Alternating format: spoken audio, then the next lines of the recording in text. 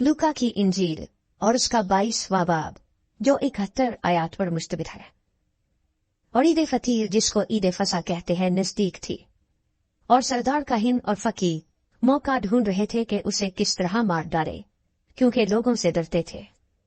और शैतान यहूदा में समाया जो इस्करियोती कहलाता और उन 12 में शुमार किया जाता था। उसने जाकर सरदार काहिनों और सिपाहियों के सरदारों से मशवरा किया कि उसको किस तरह उनके हवाले करे। वो खुश हुए और उसे रुपए देने का इकरार किया। उसने मान लिया और मौका ढूंढने लगा कि उसे बगैर हंगामा उनके हवाले कर दे। और ईद फतीर का दिन आया जिसमें फसा ज़बा करना फर्ज था। और यीशु ने पतरस और यूहन्ना को ये कहकर भेजा कि जाकर हमारे खाने के लिए फसा तैयार करो। उन्होंने उससे कहा, तू कहाँ चाहता है कि हम तैयार करें?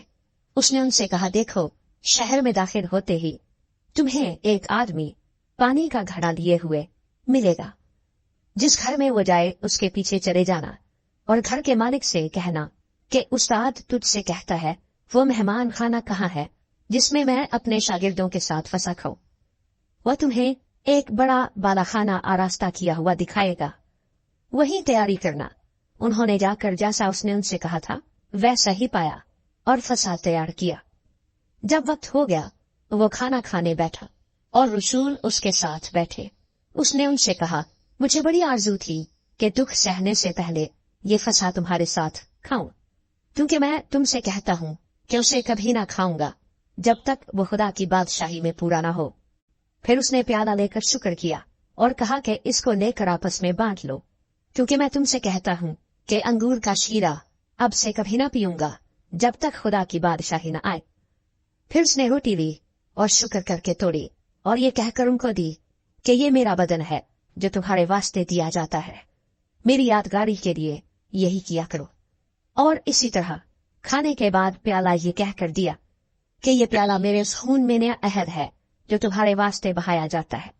मगर देखो, मेरे पकड़वाने वाले का हाथ मेरे साथ मेज पर है, क्योंकि इब्न आदम तो जैसा उसके वास्ते मुकर्रर है जाता ही है, मगर उस शख्स पर अफसोस है जिसके वसीले से वो पकड़वाया जाता है।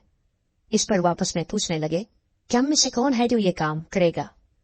और उनमें ये तकरार भी हुई कि हम में से कौन बड़ा समझा जाता है। उसने उनसे कहा कि गैर कौमों के बादशाह उन पर हुकूमत चलाते हैं और जो उन पर इख्तियार रखते हैं खुदावंदे नेमत कहलाते हैं।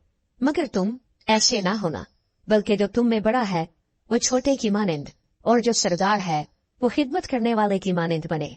क्योंकि बड़ा कौन है, वो जो खाना खाने बैठा या वो जो खिदमत करता है? क्या वो नहीं जो खाना खाने बैठा है? लेकिन मैं तुम्हारे दरमियान खिदमत करने वाले की मानिंद हूँ।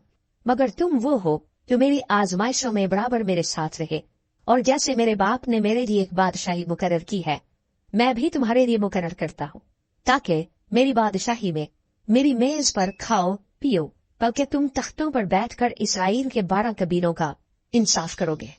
शिमाऊं शिमाऊं, देख, शैतान ने तुम लोगों को मांग लिया ताकि गेहूं की तरह फटके, लेकिन मैंने तेरे लिए दुआ की कि तेरा ईमान जाता ना रहे, और जब तू रजू करे तो अपने भाइयों को मजबूत करना।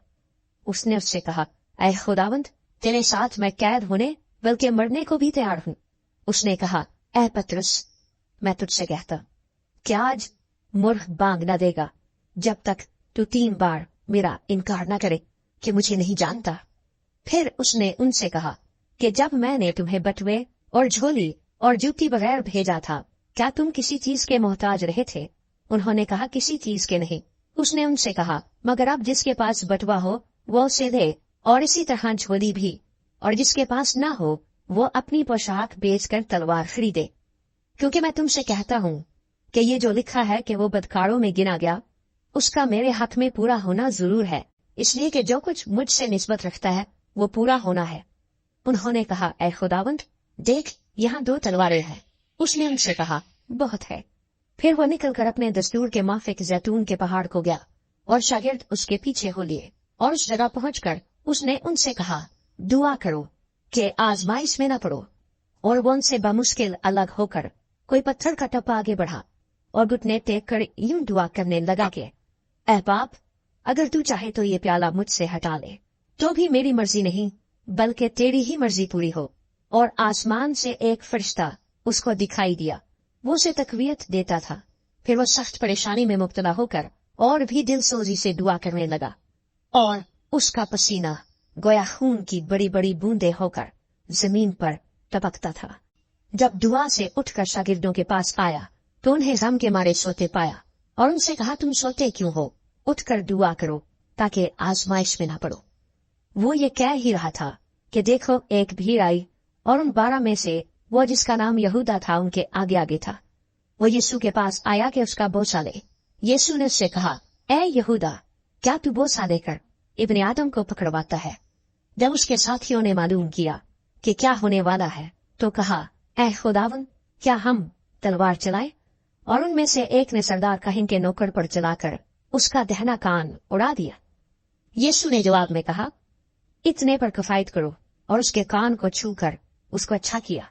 फिर यीशु ने सरदार काहिनों और हैकल के सरदारों और बुजुर्गों से जो उस पर चढ़ आए थे कहा, क्या तुम मुझे डाकू जानकर तलवारें और लाठियां लेकर निकले हो?